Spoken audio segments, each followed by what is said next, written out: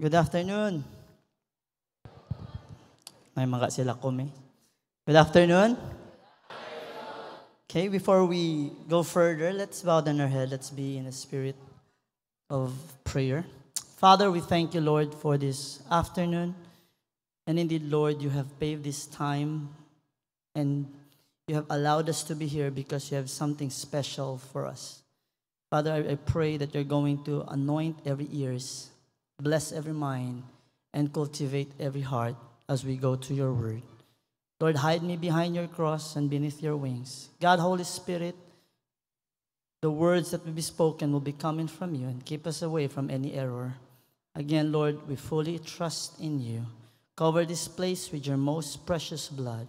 In Jesus' name, and everybody says amen. Let's give God a round of applause. Hallelujah. Okay. Thank you, Brother Ian. And to the pastors na nandito, welcome once again. It's so happy. I'm so glad to see and blessed to see you all.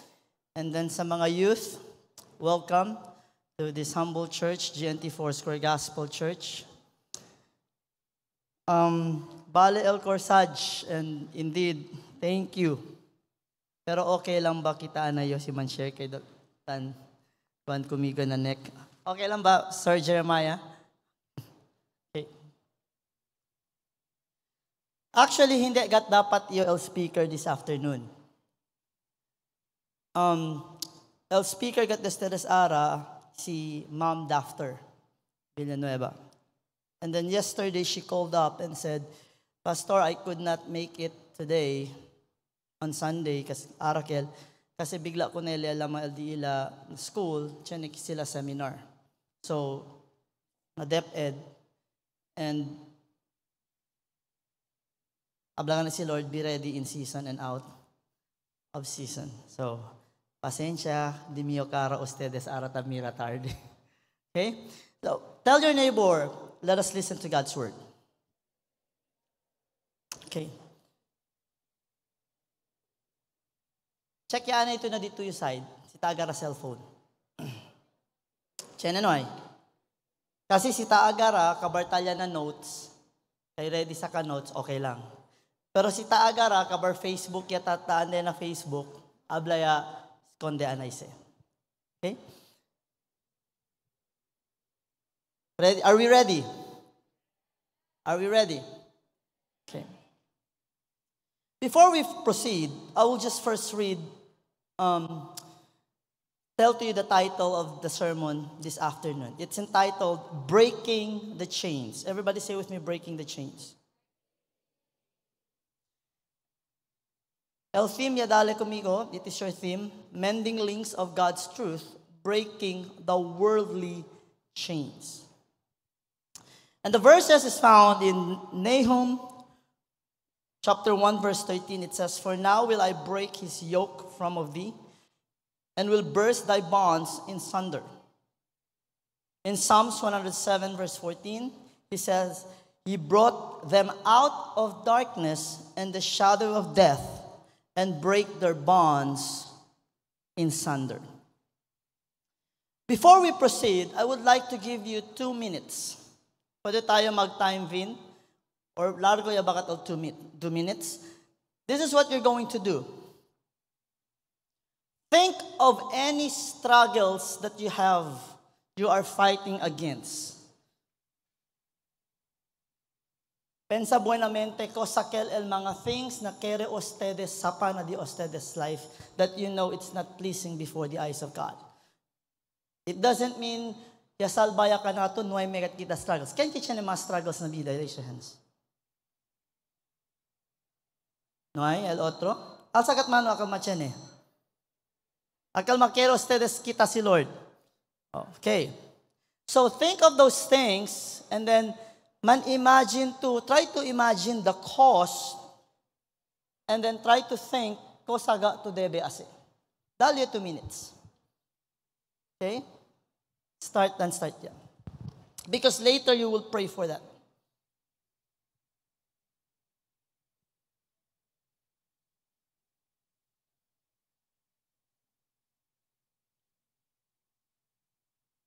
Any struggles you have,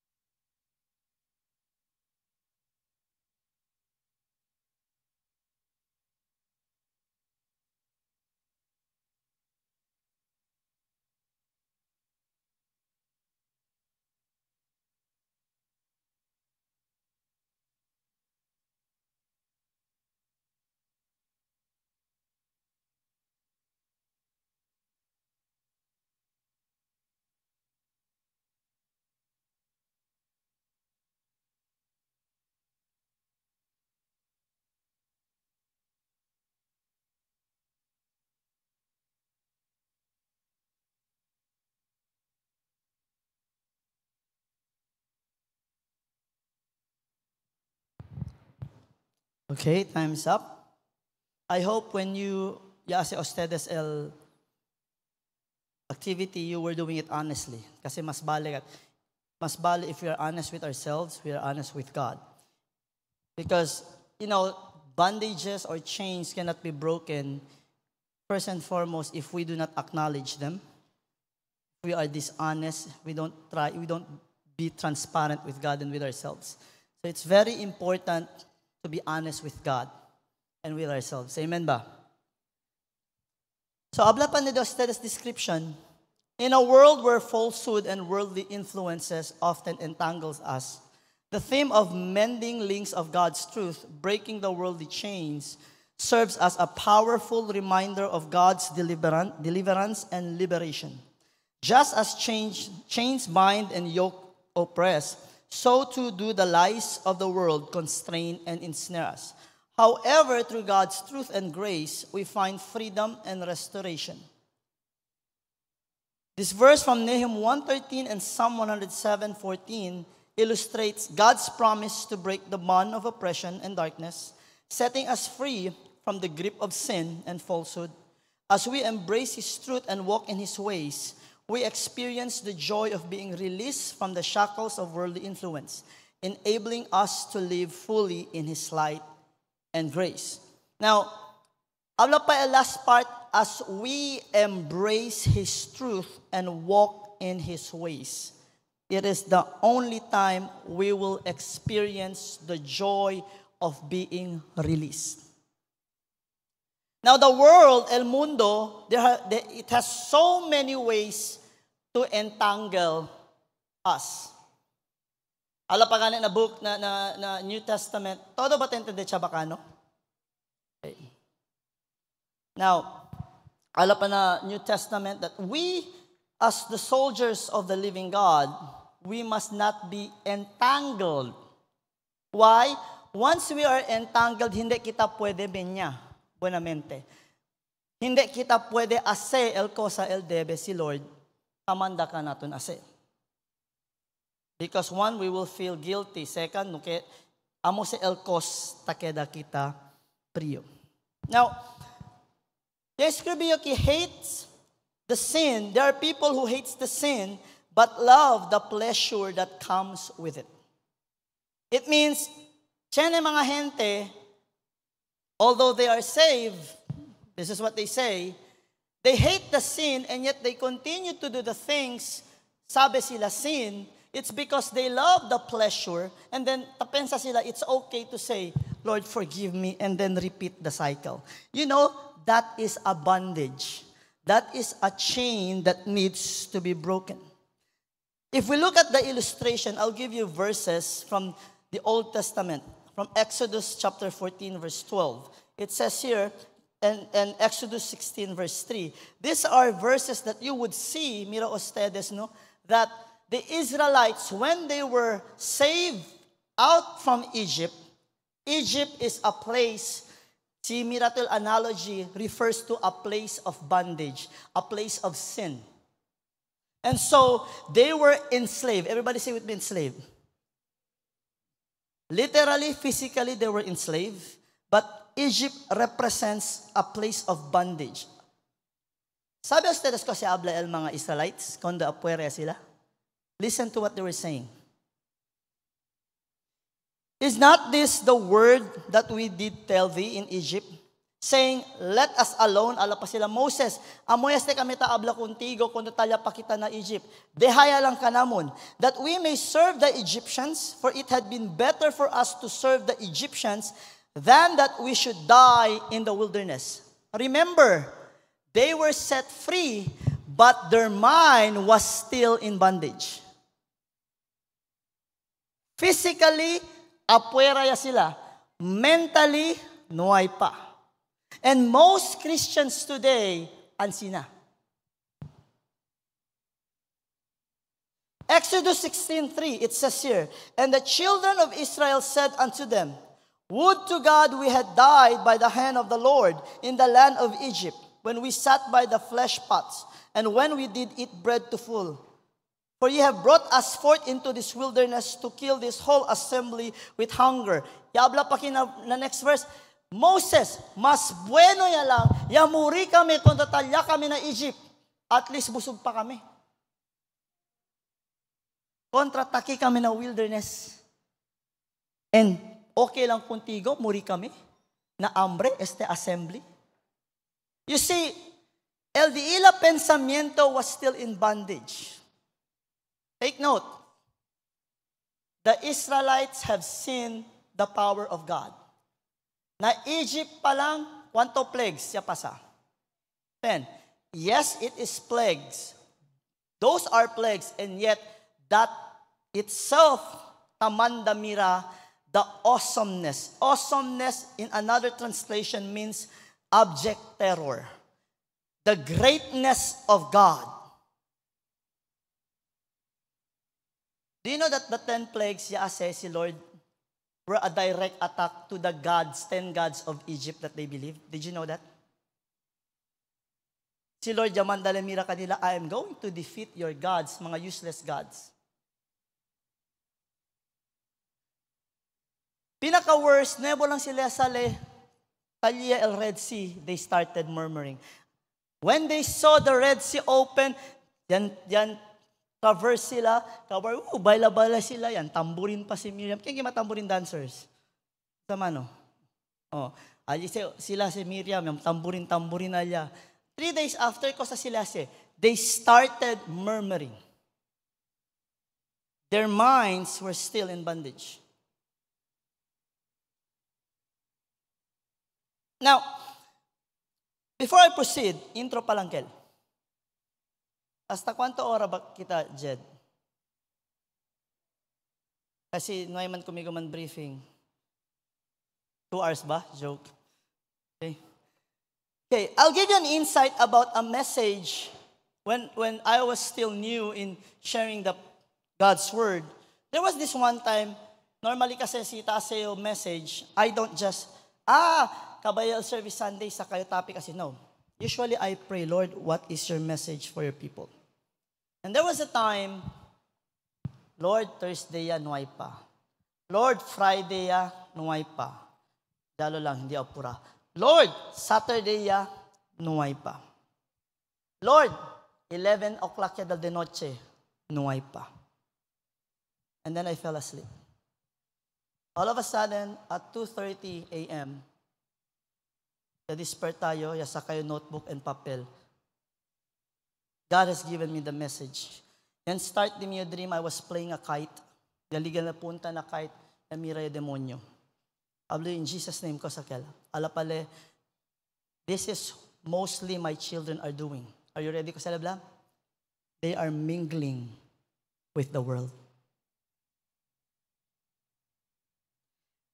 Mingle, to be friends with the world is okay. To mingle with the world, diba? Tas usa sila, tausa si kita, I'm single and ready to. It means you are ready to be what? You want to be what? Basta. Kaya to na, pwede sila kuntigo saka. Diba? Sino naman siya? And mostly, ang mga youth are mingling with the world.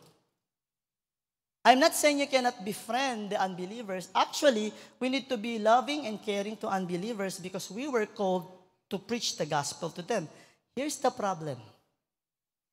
Kita ba tan influensya kanila? Or sila tan influensya ka natin? Hello? Hello? Just saying. Pero sa ganit Chenikel, saying, ano pa sila, tell me who your friends are, and I will tell you. And so, habla pa yung Lord, mingling with the world. Once we mingle with the world, it is a trap. Porque man, the next thing the world will do is to entrap and put us in bondage. The next thing you'll know, you are hooked. Namira to sa mga kansyon, mas kinukere to uwi, all of a sudden, takante lang to, you are hooked. That's the problem of being influenced. You know why? Everybody say with me, influence. El sakit na flu, hindi se habla kaya aprende tu. Ya puede lang tu saka. Yan tapon tu. That's why it's influence. Ansina tabin el de mundo.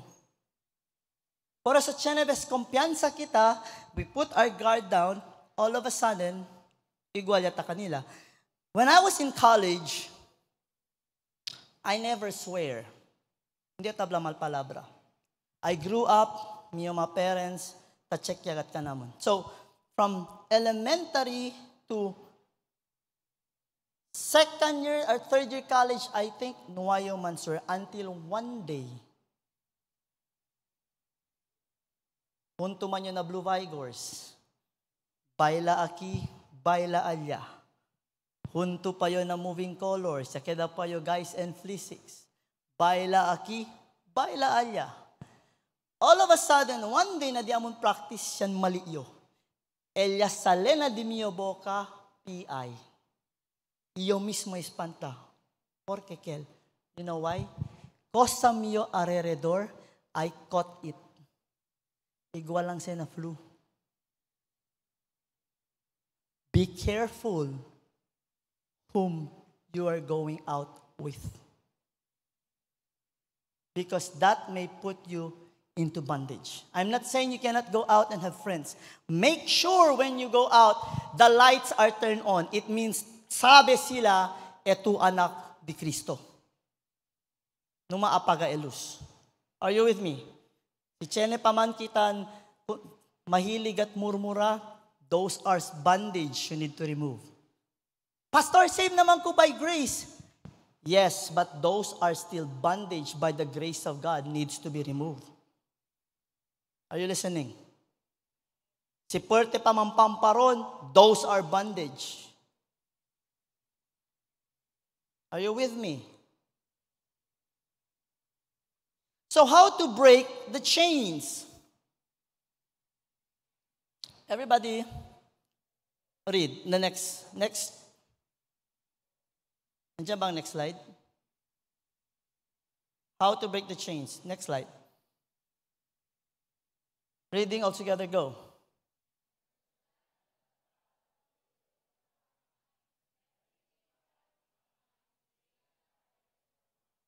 Do you believe in that? Second thing is this. Read. Next slide, please.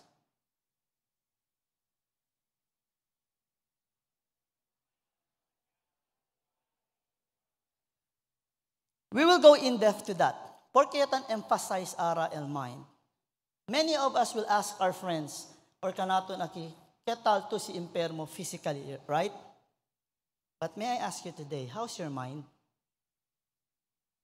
Isa-isahin natin, ha? Magpunta tayo sa pinakagwapo at magaling na drummer ng Foursquare. Kumusta ang mind mo? Medyo madaming iniisip. Maraming iniisip. So, ano ang mga iniisip?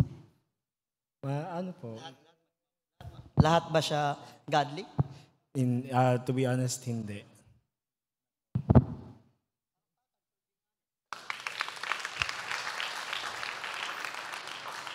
Sino kayo? Dito tayo kay magaling mag-basketball. Nagaling din dito dati sa GNT. Si Joab.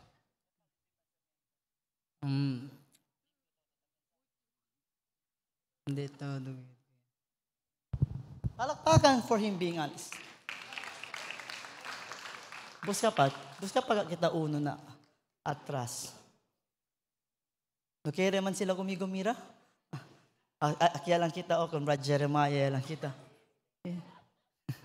Okay. Talent mind. A little bit exhausted. A little bit exhausted. Are there times, Brother Jeremiah, even though I believe you do your devotion, right? You pray and read the Bible.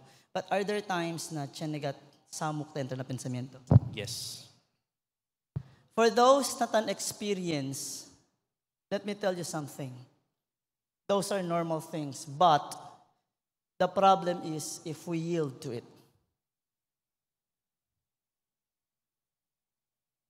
Until such time, from the mind, ya accepta to na mind, entra na corazon, ya entra na corazon, beng grande kat sa problema. Now, let's continue. Intro palangkel. 2 Corinthians 10 verse 5.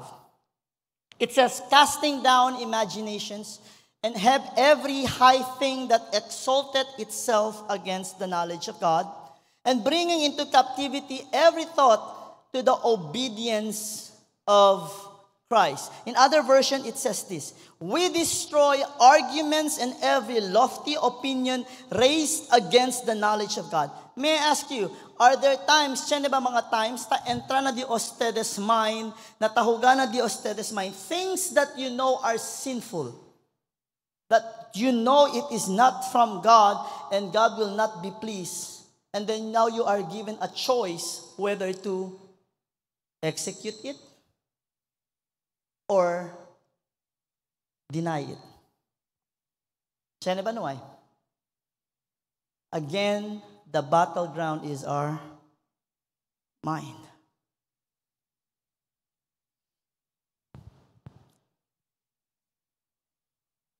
Now I will go to my introduction. A man is, ablaman sila, blessed is the pastor who preaches short because he will be invited again. Pero at this time, okay lang. Kahit takiman nyo na di miyo home court, so okay lang nyo tarda. Joke lang. Hindi yung inkan sa alas 5. Mga 4:30 lang. Joke. Okay. A man is composed of spirit, soul, and body. Do you agree? Si Precious agree gat say, discipleship. And as Paul said, may these three parts, referring to the spirit, soul, and body, be preserved and blameless until the coming of Christ. That's found in 1 Thessalonians 5:23. Unfortunately, the body is given the far greater emphasis and attention than the spiritual side.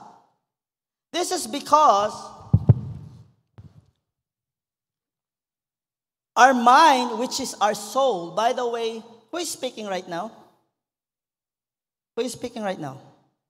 My soul. You are seeing Isaac standing, but it is the soul who is speaking. What's the difference between the brain and mind? The brain is the organ, the mind is the soul. The mind is focused only on the physical side. We need to understand that in order to live a life for Christ, in order to live by faith and not by sight, in order to live a victorious life, our mind, which is our soul, should be renewed or transformed. That is found in the book of Romans 12 verse 2. But be ye transformed by the renewing of your mind. Yung pamabisaya, mindset babay. In which we start to have a desire for God and His knowledge and wisdom, having the understanding that we may win the battles as we go through life. Remember, the battleground is in our mind. Everything starts in our mind. Even your dream starts in your mind. Even your vision na dito yung career ko sa tukere, kaya to grande, liga to 20 years from now, starts where? Even el dituyo na rabyaw to kay chismis to on it and start na dito yung mind. Another struggles that we don't talk about, pili lang kita ng mga do not do, I will talk about the things that we ought to do. And most Christians today are in bondage in this. How many of you here devotedly, religiously, heartily read your Bible and have your devotion? Because if you don't do it, you're in bondage. Kabartan kwento kita, kere kita being set free. You know, here's the problem of many today that they do not understand. Lord, I want to be set free from this, from that, from this, from that. Ken sen prayer ara. Ken siya pwede siya man pray. The question is, after you prayed, what have you done? Because many today think, after I prayed, sintaya lang yo, abriyo LTV, entero dia, man scroll your Facebook for 20 hours, and then come, Facebook come, and Lord, I know by your grace I will be set free. It does not work that way. That's the reason why many of us are still in bondage. Never understood that until I started opening the Bible and studying. Another illustration I will give you. Yaprigunte din natin, how's your mind? Si Chenio Ara, kahit mahilig na kotse, Alsamano. Sabi mga cars. Si Chenio Ara Bugatti Veyron. Balele or hindi? Bale, sabi daw sila, Karmanali, bale. Bugatti Veyron. Bugatti Veyron is, I think, nasa 2 million pounds sila El Reda pa lang daw, sina dollars, it's either $25,000 to $30,000. Un Reda. Makatragalaway. Manpiagyo ya lang yo. Okay. Question. Corre el Bugatti solo-solo? Man start le solo-solo? Or kaya man, kasala necesita? Kasala necesita? Necesita le driver. Here's the thing.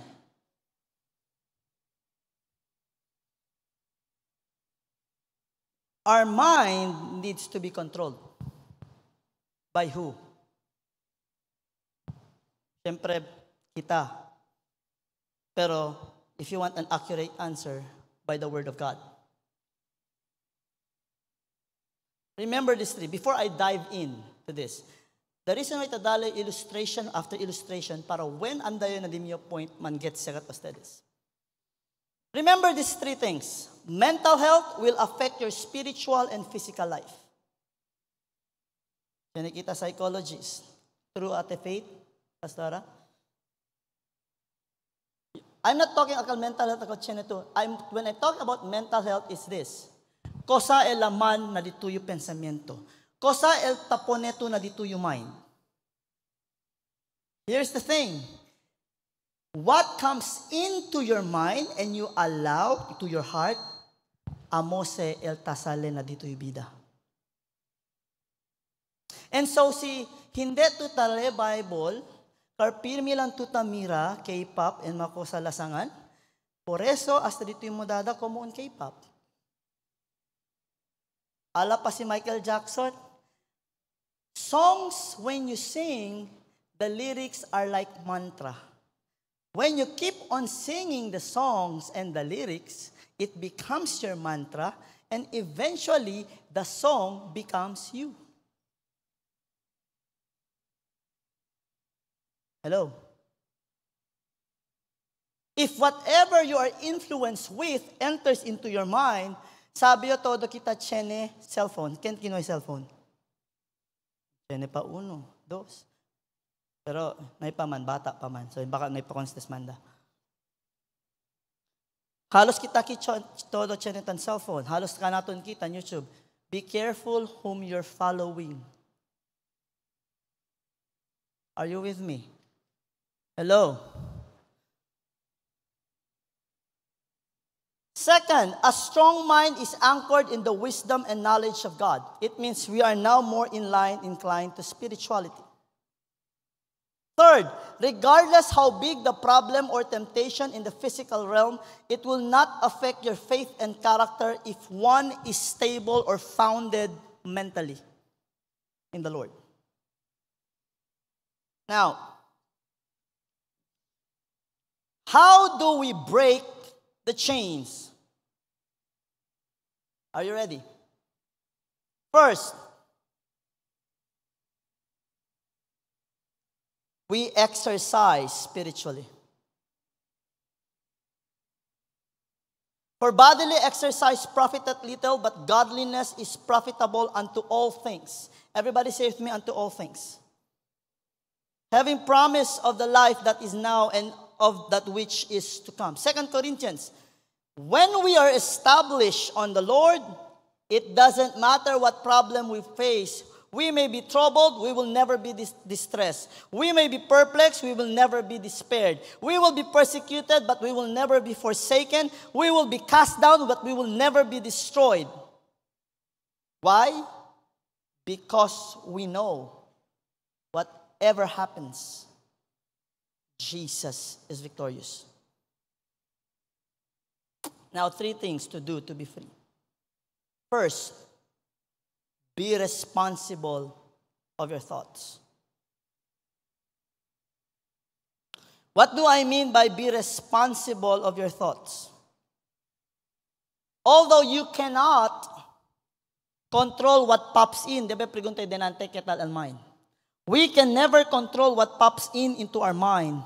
But one thing we can do is this. We can filter it. The Bible says, sala kita dinante, that our mind, every thought that comes in must be subjected to Christ. It means this. Everything that comes into our mind, and this is very crucial, and this is the reason why we need to read the Bible always. We need the Word of God in our heart and in our mind. Why? Every thought that comes in, we need to contrast it or asa kita compare na word ni Lord. Time pa, amo baste, kosa baya abla palabra ni Lord. Allow it to be subjected or to be captive to Christ. Si chene kita, si spayo, ya kuya ustedes conmigo, kosa ustedes conmigo ase? Interrogate. Si hindi umangkwento, torture. That is how it should be. Time pa, Lord. Porque estea entra. Onde estaba. And listen carefully. Satan cannot read our heart. Satan cannot read our mind. But what Satan can see is our action and when we say what our desires are. And mind you, he will throw temptation at us. Temptation that is wrapped, based, and tailored for us.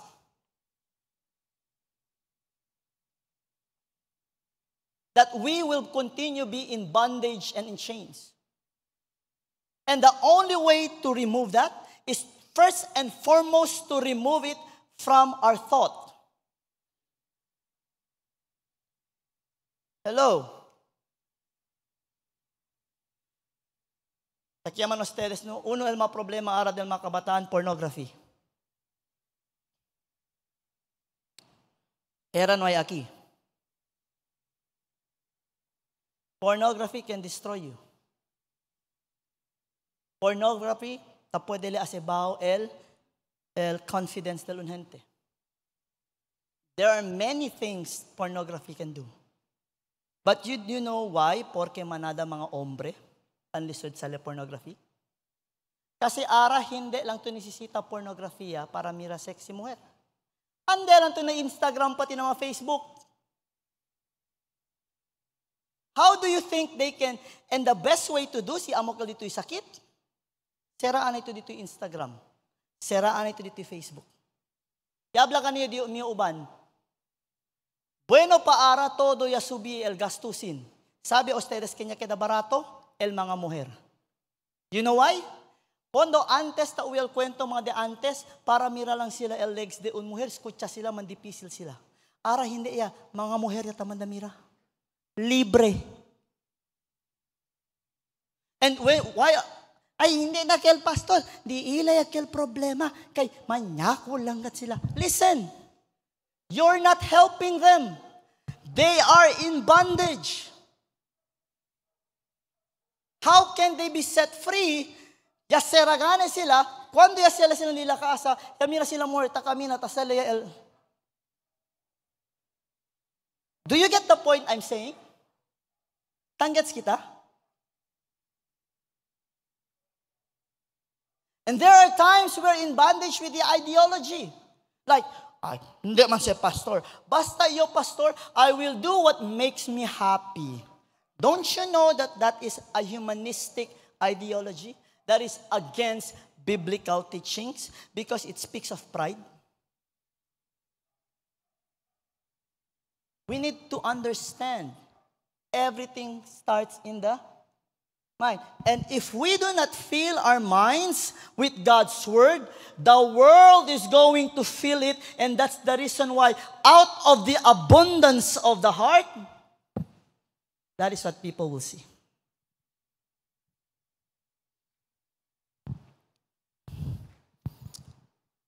Okay pa basta this? Hindi, yorabyaw ha?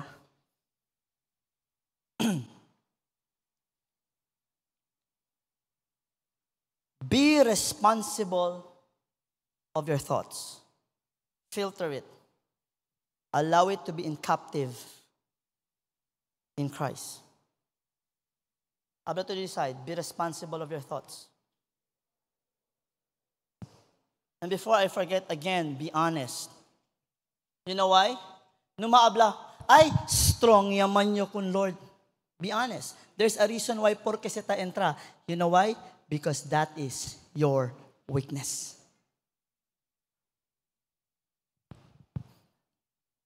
Okay? Sir, kaya ka ba? Na page 2. Hindi, sir, kaya ka tiyo. Kasi ako rin.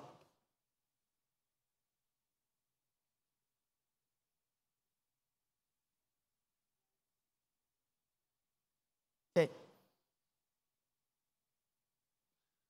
Number 2, the willingness to subject the thoughts that comes in our mind to Christ. Manada ka naton tanhuya. Mankwento ko, Lord, yung kulpa yo. No kaya kita siya na bas man amin. Listen carefully, my brothers and sisters in the Lord. Mas hindi kita abla kun Lord, sabi li. Nothing is hidden from God. May I ask you, kung yung pregunta si Lord kung Adam and Eve, Adam, where are you? Why are you hiding? Ano sabi si Lord? Why is it he asked? Because to test if Adam would be honest with God. And the only way to win and allow the change to be break is to be honest with God. No arguments. Lord, ya habla tu, malos te. It is yours, remove it from me. Period. Lord, kasi Lord, pero Lord, I surrender all. Pero Lord, manalagat, Siya na pa mga gente, pensaba mga gente, si man surrender to Lord. Pastor, I repent and I allow the Lord to be the captain and the king and todo of my heart. Sabi ba ustedes yan, allow to kun Lord, enter into your heart, ansi na sila sa entra. May labda, okay, takiyayo, ako stay na kama, okay, iyatan king. No, when he comes in, he's going to do this. Anak, what is the mobe paralya? Anak, time pa. Este ba? Ay, Lord, numasemete Lord. Juan gatse, sobra special kumigo. Pero nisita si kitaya, kemaya. Anak, hindi te para di tuyo. Are you willing? And the reason why, later we will understand why we have struggles. And I understand now why we really have struggles. It's not because we cannot be set free. It's because we do not want to be set free. That's why we keep on fighting, although we don't want it, but we still love the pleasure that comes with it. That's the reason why we need to be willing to subject the thoughts that comes in our mind to Christ. Allow every thought to be captive. It means to be interrogated, to be questioned, and the standard is the Word of God. The truth of this world against the truth of God. Everybody say with me. The truth of this world against the truth of God. Then you will see. Problema gana, hindi kita tali Bible. O sa truth kita sabi.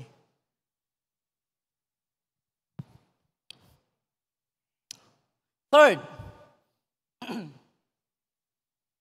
obedience to Christ and His Word. If thoughts are against God and His Word, delete it. How do we delete it? Deny ourselves. This is the reason why to follow Christ, we need to deny ourselves, take up the cross, and follow Him.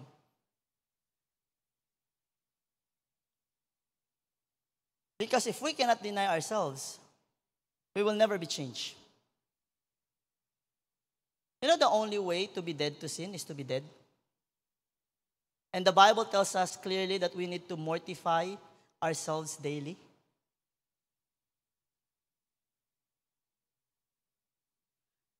Okay, the results when we do these things. Arguments and opinions against God will be destroyed. Kaya this year, now the chain starts to be broken. Obedience to God and His Word comes to life. And then Christ-like mind means having a strong faith, which leads to victorious life in this present world. This is how we break the chain.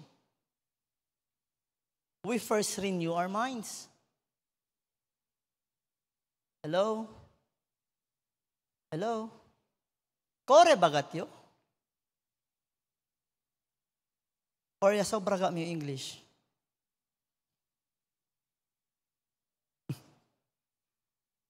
Kahit an... Tara sila yun. Okay lang ba? Siya na ba kinitintindi siya baka, no? Diyan lang kay Yamira yo denante, ben grande kat el pizza ya liga. Don't worry. Palakpakan anay kita para na pizza. Oh.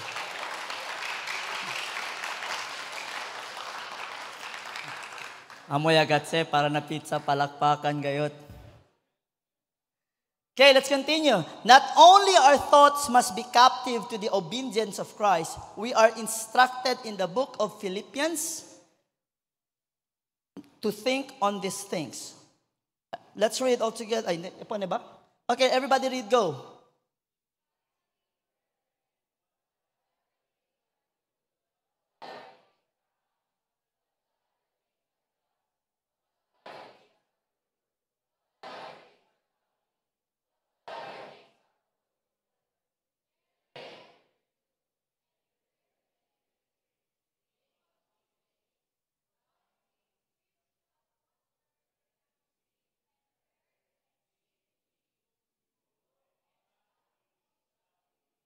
Okay. Whatsoever thought comes into your mind, compare right away. Are these thoughts true? Are these thoughts honest? Are these thoughts just? Are these thoughts pure? Mga ombre, please, numaman mangkamali between love and lust. Hello. Mga mujer, si Chene kung ustedes habla, kung love mo talaga ako, ibigay mo na. Habla tu kunele, hindi pagmamahal yan ang nasa isip mo, libog. Deha!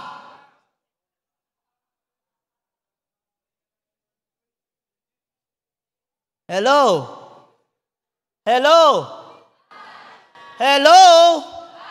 And manada na relasyon na unbeliever, that's the reason why you cannot bring that person to the Lord kasi ustedes mismo tase lukuras. You're in bondage. Or maski na dentro ng church, igual.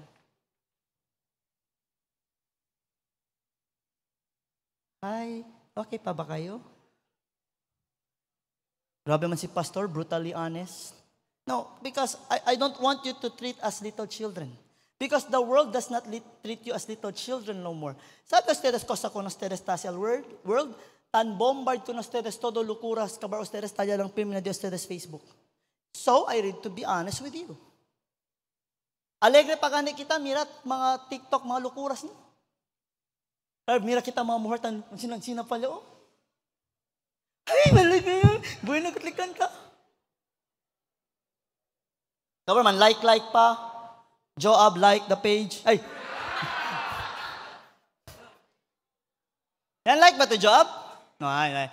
Kun Kobe lang to tan like, no? Ah, okay, sige. asa lang yung siguro? Sigura lang kita. Na, kaya Gerald, huwag ka talaga mag-like ng mga magagandang babae. Oh, lagi nakabantay si Precious. Now, Romans 6:11-14, I will give you this verse. Listen to what it says. So you also must consider yourselves dead to sin and alive to God in Christ Jesus. The only way for us to be set free from bondage is to really be dead to it. Because if we are alive to it, can you question, do dead people struggle? Do dead people struggle? Yes or no? There's no struggle si dead. Dead gani. Do alive people struggle? When you are alive to your sin, and then you want to serve God, you will really be struggling. Hello? And so we need to be dead. Let not sin, therefore, reign in your mortal body. Everybody say with me, sin, you have no right in my body. To make you obey its passion, we need to be dead. Do not present your members to sin as instruments for unrighteousness. Now, pero pastor, we are already under grace. Listen carefully. The grace of God that appeared and brought salvation unto all men is the very same grace that would teach us to deny ungodliness and worldly lust. And the very same grace would teach us how to live godly, righteously, and soberly in this present, my mortal state in this world.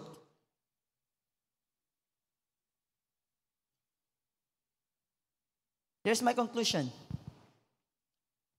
Alegre a ustedes, kay conclusion niya. Break the chains from the world by being yoked with Christ. Everybody say with me, yoke with Christ. You know what's yoke? Huh? Alapaki egg yolk daw. You know what's yoke? Before I give the explanation, do you have your Bibles with you?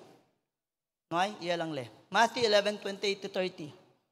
It says this, come to me all who labor and are heavy laden, and I will give you rest. Take my yoke upon you and learn from me, for I am gentle and lowly in heart, and you will find rest for your souls. For my yoke is easy and my burden is light. Most people, when they read this, they go right away to find rest to your soul. Most people, when they read this, his burden is easy and blah, blah, blah. But listen to what Jesus is saying. Take my yoke upon you. A yoke is something, kasi también ustedes el carabao taponiki. If we want to learn from the Lord, we need to be in yoke with Him. It means this, if you are yoked with Christ, kaya this year, yung may kalos palo, kaya tasilak, so neck to neck, akal siya ng sino, si kami na le, no hay to choice, kami na to. Si parale, no hay to choice, para to. Si parale, parale, si sintale, sintale. ¿Por qué man?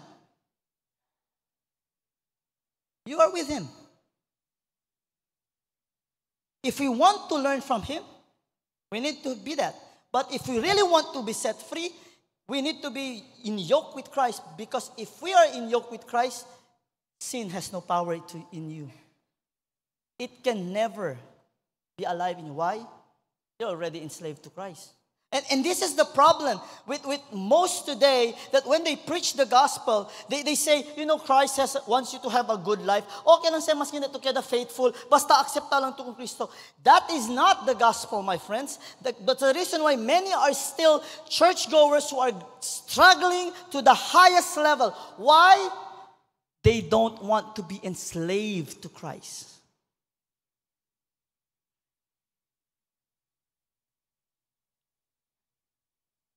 That's this yoke. Are you willing to be enslaved for Christ? Are we willing? Are you willing?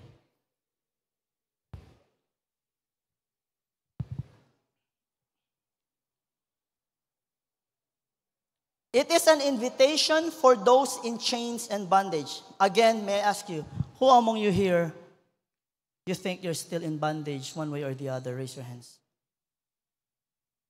Aman huya. Si Chene. Alsa mano sinuway. Alsa kat mano sinuway. Una yuta. Hala, pastor, eto galit amen. Yes, there are things that I would like to remove. And Chene was tagun tayo, Lord, kosa pa el Chene dapat kita kumigo. Because, honestly, hindi pa yung perfecto. I'm still a work unto perfection. Praise the Lord, akal nuway mga yoke, how to be you.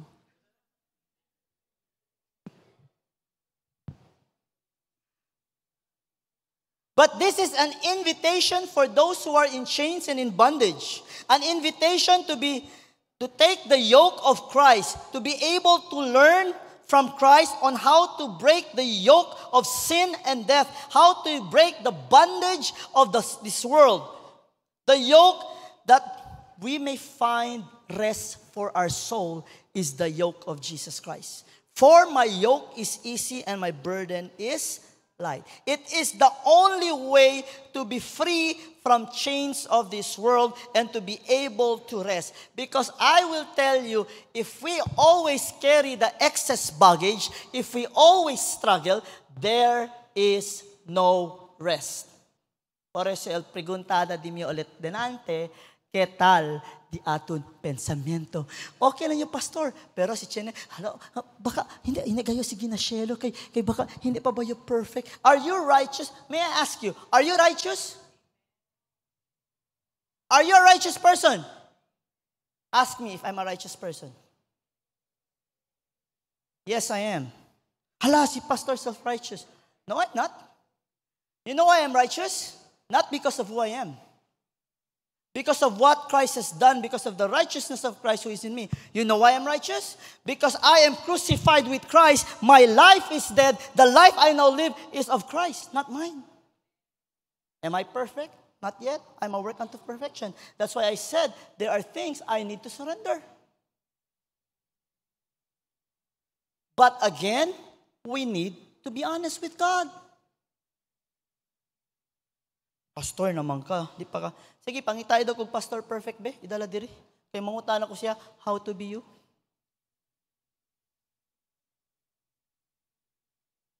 Nabay pastor nga perfect? Usa, si Jesus. Even Paul said, the things I ought not to do, I do. And the things I ought to do, I do not do. 1 Corinthians 7:22. For he that is called in the Lord being, this is my end verse. He that is called in the Lord being a servant, or another version says bondservant or slave, is the Lord's freeman. Likewise, also he that is called being free is Christ's servant. Another version says bondservant or slave. It means this. Question, are you called? Do you believe that you are called by the Lord? It says in that verse, if you are called by Christ, you are a slave for Christ.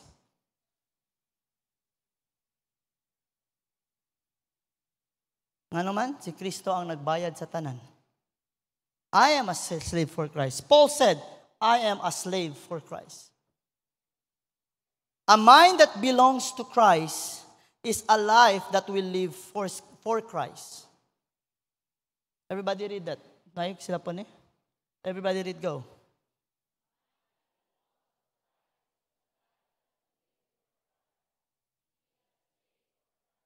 And if you're a slave of Christ, definitely the chains and the bondage of this world has been broken. Because you cannot be a slave for Christ if you are still enslaved from the world. Remember, when you are a slave, it means you are being owned. Dos lang say, are you owned by the world? Or are you owned by Jesus?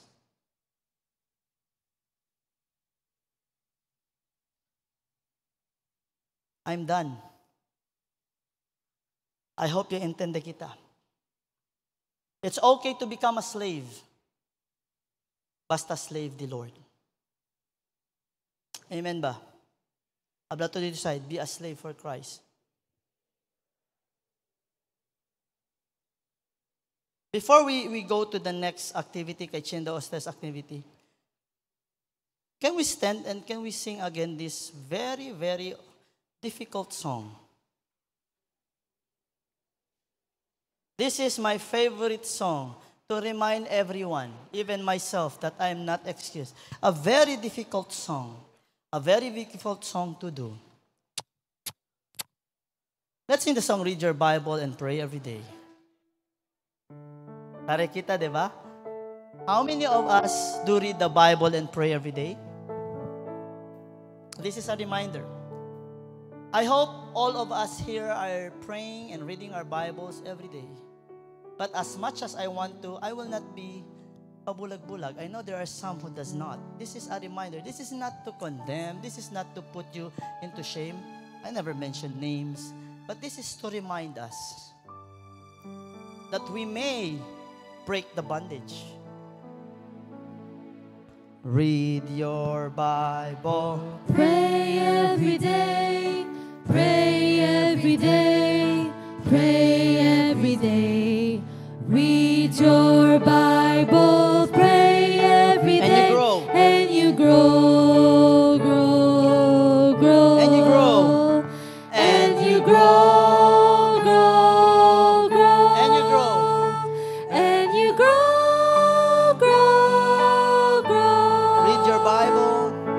Read your Bible, pray every day, and you grow, grow. Face a partner. grow. Face someone and say, read your Bible. Read your Bible, pray every day, pray every day, pray every day. Read your Bible, pray every day, and you grow, grow, grow, and you grow, grow, grow, and you grow, grow, grow. Read your Bible, pray every day, and you grow, grow, grow. Okay? Let's give God our hand of hallelujah. You may have your seat.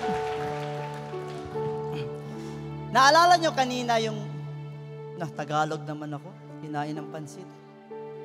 Yo acuerdo ustedes delante llamando pensa con ustedes? Aquel struggles. Diba I said, be honest with yourself. Do not write your names. Ustedes lang sabi. Write in a piece of paper. And then, asa kita kay, so that we can pray for those. Numaya lang po na nombre kay Chenebes sensitive gat el. Diba? Malay, este de berasense, balay ustedes, chene kayo escribi, I want to be set free from the bondage of pornography. Then put it.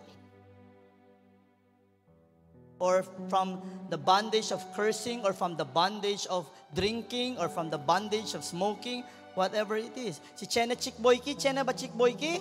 Dapat from the bondage of Chickboy, kita se.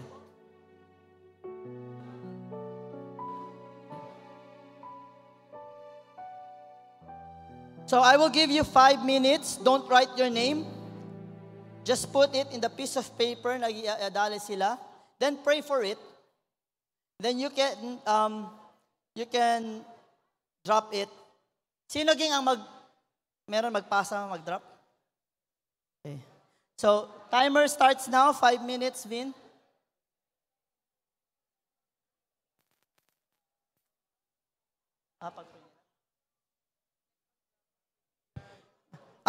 Within 5 minutes, no, after you have, Vin, stop mo muna yung time. After nyo isulat, ihulog dito, if you want to pray and go to the altar, be honest with God. Just kneel down and pray. Si Kere too. If you just want to go back to your seat and pray, you can also do so. El diaton este. We are here not only to learn about breaking the bondage. We are here to seriously break the bondage. Because I believe God is going to use each and every one for His greater glory. And so God is preparing you. Okay? So timer starts now. Hold yun papel ha, pag i-drop.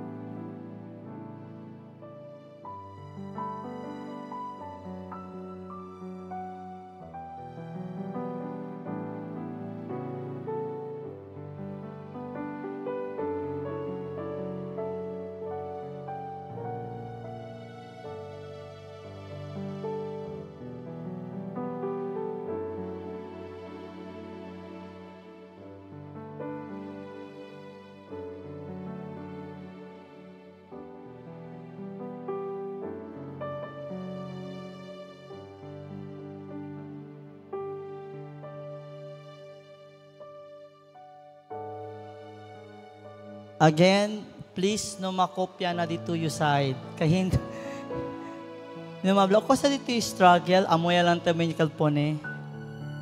Naara kaya po ni El Uno li, Juan, chick boy, kabar mo her to, chick boy, galit amen to. Be honest with the Lord. You know yourself. You know where you're struggling. Be honest with yourself and be honest with God.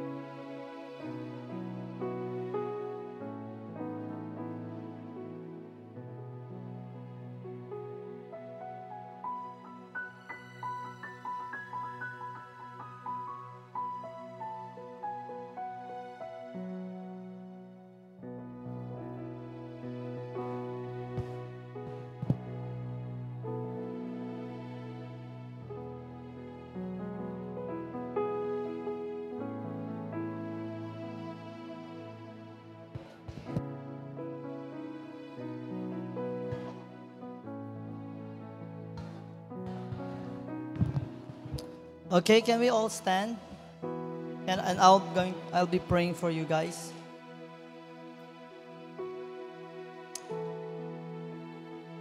Before I pray for you, can you just say what I'm going to say? Say with me, Lord, here I am. I know there are things that needs to be removed. I know there are chains, there are yokes that needs to be broken. I come before you and ask for your help.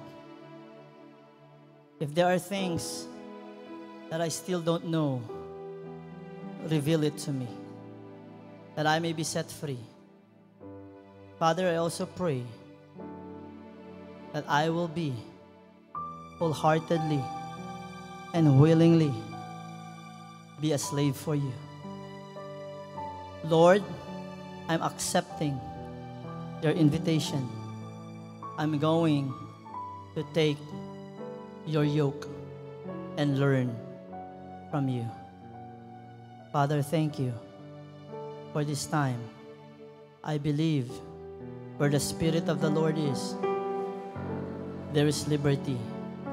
God, Holy Spirit, work in my life. Continue to guide me. Continue to use me. Continue to anoint me.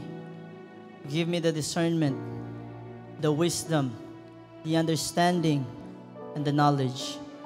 Thank you, Jesus, for what you have done and about to do in my life. Thank you. By faith, I believe I am set free from whatever bondage Satan has placed upon me. In Jesus' name. Thank you, Lord. Amen. Father, again, I lift up to you these young people. Lord, they are the target of Satan primarily.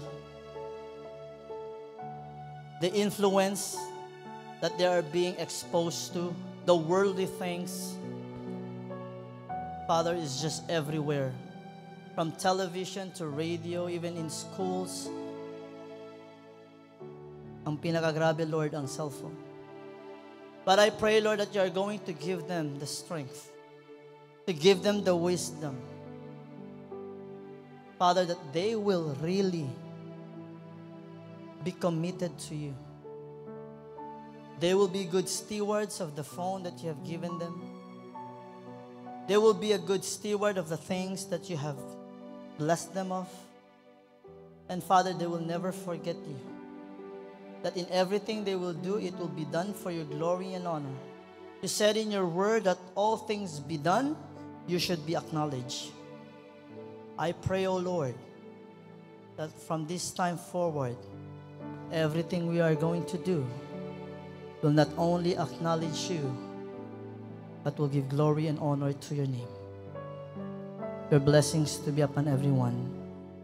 Amen and amen. Good morning. Thank you and God bless.